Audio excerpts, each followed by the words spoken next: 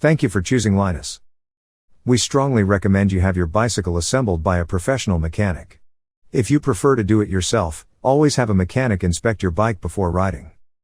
Should you have any questions about the assembly process, please contact Linus Customer Service. We're happy to walk you through it. Now, welcome to the Altore 7 assembly video. Carefully remove the box staples with a screwdriver. Do your best to preserve the box. Though unlikely, you may need it for return shipping, or a warranty claim.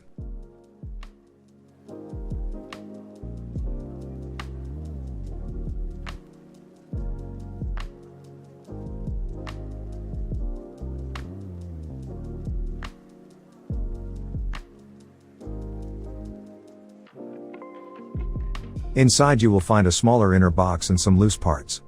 Before starting assembly, check the contents of the inner box. You'll find an owner's manual, pedals, front reflector, rear reflector, and in some cases touch-up paint. You'll also find a toolbox with a 15mm box wrench, grease and applicator, and 6, 5, and 4mm hex wrench. Clip the zip ties to remove the packaging.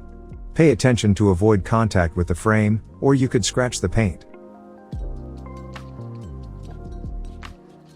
If you are assembling your bike on a hard surface, we recommend not removing the plastic fork protector until you are ready to insert the wheel.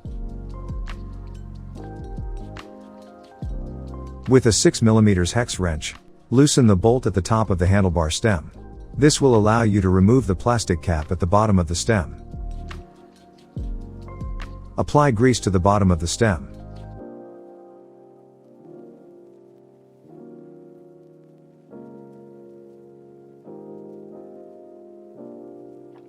Insert the handlebar stem into the frame. For your safety, it is important that the stem is inserted past the insertion line. Now, firmly lock down the stem bolt.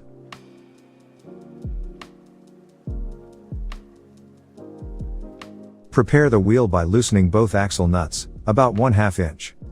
Remove the plastic protection from the wheel. Pay special attention that both sides of the axle are resting firmly against the fork end and that the wheel is centered between the fork blades. Finger tighten both axle nuts as far as you can. With the closed end of a 15mm wrench, firmly tighten both nuts, with enough force that wrench leaves an impression on your hand. To adjust the brakes. The brake quick release must be in the closed position. Rotate barrel adjuster counterclockwise. 2 full turns. Loosen the cable nut. With your hand, squeeze the brake pads against the rim. Pull the brake cable tight. Then lock down cable nut. Center both brake pads on the rim. Check that the pads do not make contact with the tire. Finally, to align the calipers, squeeze the brake lever, while securely tightening the brake bolt.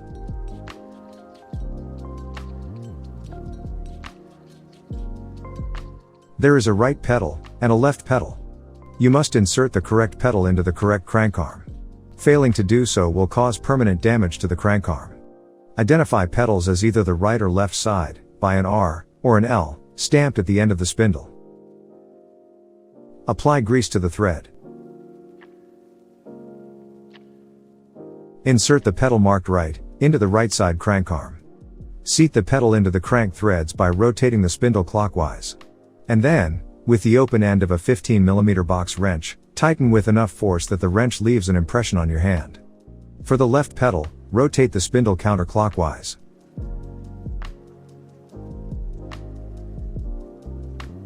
Apply grease to the bottom third of the seat post. Always insert the seat post past the minimum insertion line. Set the seat height to just below your hip.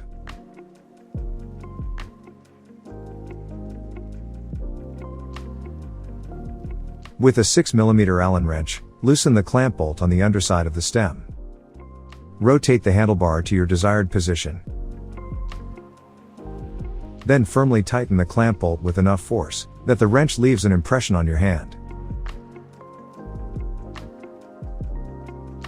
Standing over the front wheel, visually align the stem so it is centered with the tire. Now, firmly lock down the stem bolt. Make sure all the cables are routed in front of the stem.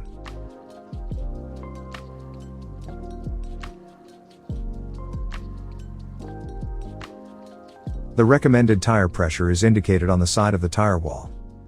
Remove the valve cap. If your tire is a Presta valve, loosen the small valve nut before attaching the pump.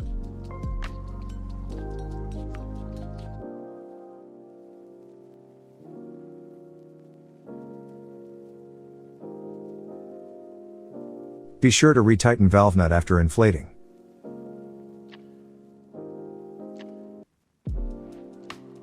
Attach the white front reflector to the handlebar stem. Attach the red, rear reflector to the seat post. Perform a basic safety check before you ride. Check the wheels spin freely without obstruction. Secure the front wheel with your legs, and attempt to rotate the handlebar. The handlebar should not rotate independently of the front wheel. Squeeze the brake levers and apply forward force to the handlebars. The wheel should not rotate, and there should not be any play in the handlebar stem. Apply rotational force to the saddle. It should not rotate independently of the frame. Finally, lift the bike about 12 inches of the ground. Let it drop to ensure there are no loose parts.